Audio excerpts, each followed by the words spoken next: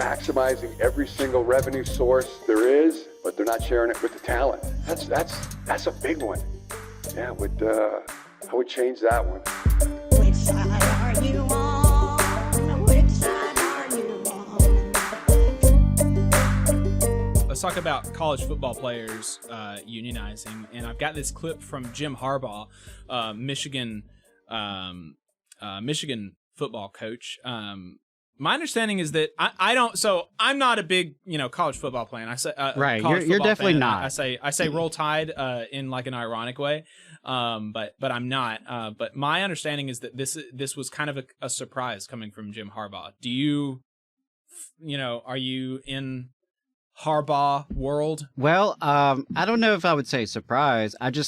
I hadn't heard him say anything to this effect. So I guess it is a little bit of a surprise, especially that it would happen like the national championship press conference. Right. That's a very big platform. Yeah. I mean, yeah, you got to wonder what the conversations were with the administrators after that. Right. I mean, that's literally like the biggest platform he will ever have, probably. Right. And so I really applaud that. And as a football guy, I'm not a fan of Harbaugh necessarily. Like, I find his personality kind of annoying. There are a lot of allegations about sign stealing and, these, little controversies around the conduct of his program. I'm not one of these people who's going to be like, oh, he's a cheater, blah, blah. First of all, I don't know enough about the details to go that far. But second, I just don't care, frankly. I'm a Southern Miss fan. And we're a small school in the Sun Belt Conference. And so, like you, even though I'm in Alabama, a lot of folks assume I'm a big Alabama fan. My in-laws are, so I follow them by association. But all that to say, Jim Harbaugh, is a polarizing figure in college football. A lot of people do not like him.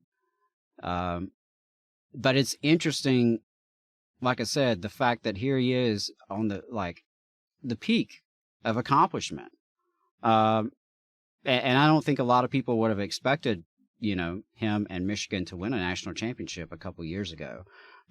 It just, at one point he was in danger of losing his job not too long ago.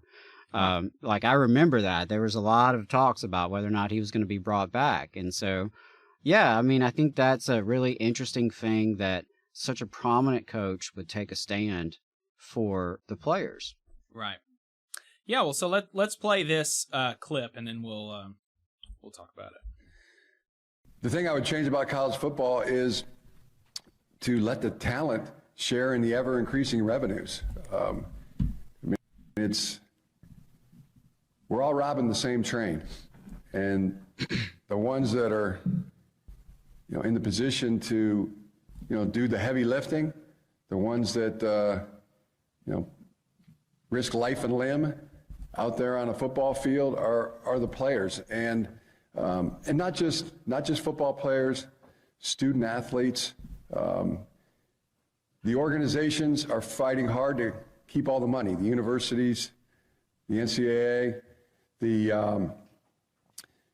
the conferences, and it's long past time to let the student athletes share in the ever increasing revenues. I mean, it's billions. I mean, I keep reading facts and about how much money's being made. I mean, product placement. Yeah, I can't have a can of a different kind of soda up here. I got to put it into a cup here.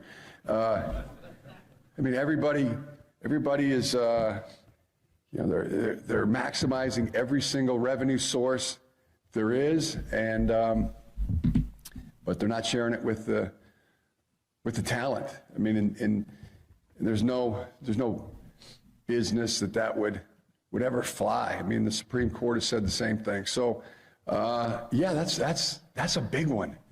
Yeah, I would change that one. And yeah, so there you go. Voice for the young people, the student athletes. Right now, there is no voice. I mean, there are armies of attorneys, and I've seen them. At the NCAA, I've seen them at the universities. The conferences, and then, you know, if they don't have enough firepower legally, I mean, they go out and hire, you know, the tall building law firms, and they get more firepower. It's just, but there's no voice for the student athletes right now. Hey, 5 seconds, just wanted to say that this is only possible because of our donors. If you want to see more of this, then consider donating yourself at tvlr.fm/donate. Yeah, so there you go. I mean, he doesn't come out and say unionize now, but, you know, I mean, it's pretty clear the illusions that he was making, you know, workers having a voice, the players having a voice on the job, and alluding to, you know, the Supreme Court case where they declared, you know, the NCAA was a cartel, and, you know, right now the NLRB is in federal court with the NCAA over whether or not players are employees, and so this is a very big deal, and he's exactly right at that. You know, the people who are making this money possible are the ones who are benefiting least from it, and that's just an insane thing to that's an insane state of affairs. The New York Times and I do want to just pause right there to say there are some players who are making extreme amounts of money right now because it is like the Wild West and so loosely regulated through the NIL, the name, image, likeness deals. There are backups. Like Arch Manning is a backup quarterback, but because of his name and his family and his, you know, and his future potential, he is making more money than a lot of the coaches and a lot of you know, star players in other schools. And so it's very inequitable, very inequitable.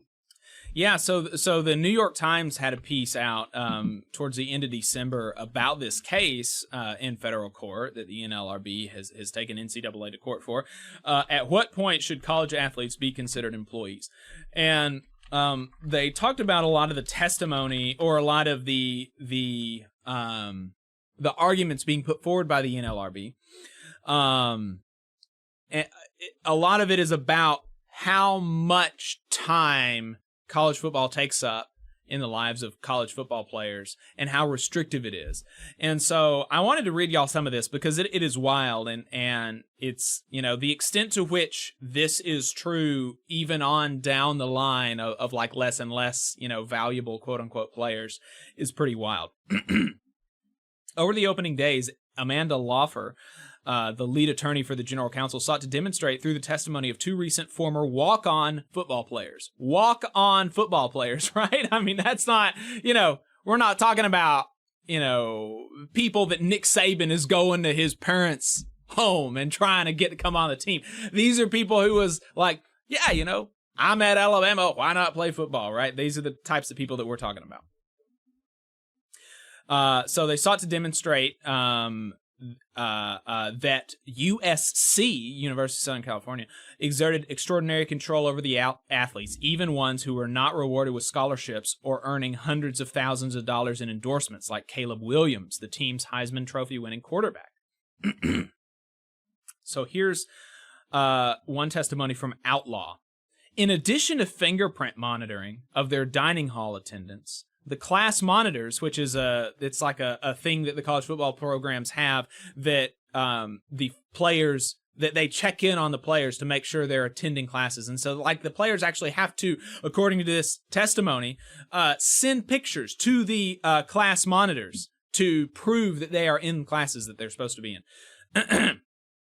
The near daily hydration and weight checks.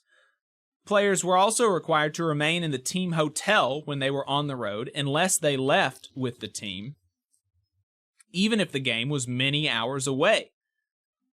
Lawfer asked Outlaw, the football player, if he could meet a friend for coffee. No, Outlaw said. Could he visit the Space Needle while the team was in Seattle? No, Outlaw said. Both players described a point system under the current head coach, Lincoln Riley, and his predecessor, Clay Helton, in which being late or missing meetings, meals, weightlifting sessions, or classes would add up to punishment from the team. Outlaw testified that on Monday mornings, Riley would stand up in front of the team and read a list of the previous week's transgressions. For each one, every player would have to do one up-down, an exercise where players drop down to do a push-up to a push-up position, then back up.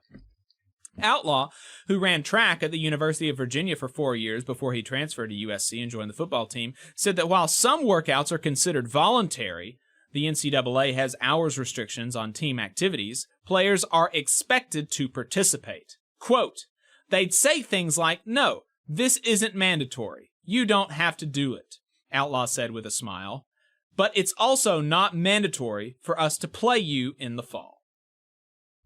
This contrasted with the picture that Abrams had illustrated of football as an extracurricular activity that is part of the institutional fabric of the school. Athletes, quote, "don't come to USC with the intention of punching a clock," he added. Abrams sought to make the point in his cross-examination that players had gained skills like discipline and leadership from playing football that would benefit them long after college. Abrams, Nash, and Rick Penns, the lead counsel for the NCAA, tried to draw a connection in their questioning of Outlaw and Hollenquist between the demands of college football and those of high school football, where the players also had coaches, schedules, and rules to follow. But Laufer noted that those are also characteristics of professional football.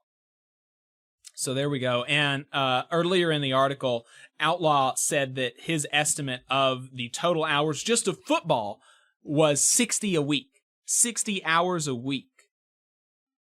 I mean, really, really, that's a lot to not get paid for a walk-on, right? We're not talking about Heisman winners here who are now getting NIL stuff, but who previously they weren't even getting anything. We're not talking about Heisman winners. We're talking about walk-on players. 60 hours a week, mandatory participation in voluntary assignments. I mean, yeah. Super restrictive, and they're not getting paid for it, and that's terrible. So here's hoping that the NLRB is successful in their case against the NCAA, and that college athletes are declared employees and given collective bargaining rights, because it's very important. Yeah, and I just want to encourage, I think collective organization is the best way that the players are going to get an equitable deal out of this, right? Like, absolutely. If they just think of this individually, some of them will win, but a lot of them won't. Right. A lot of them aren't going to make it to the pros. A lot of them aren't going to get these big NIL deals while they're in college. A lot of them lose scholarships. And so by coming together collectively, they can work out a deal, much like the professional athletes, right?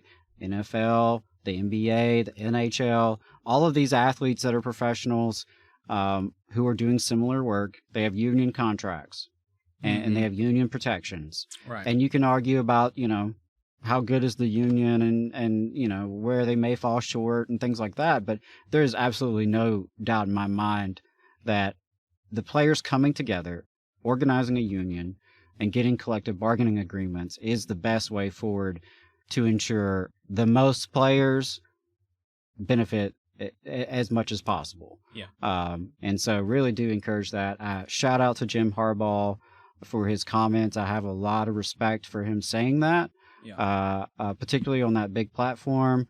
I did also want to mention that a friend of the show, Maximilian Alvarez, he put out new art of class war with breaking points this week, last week.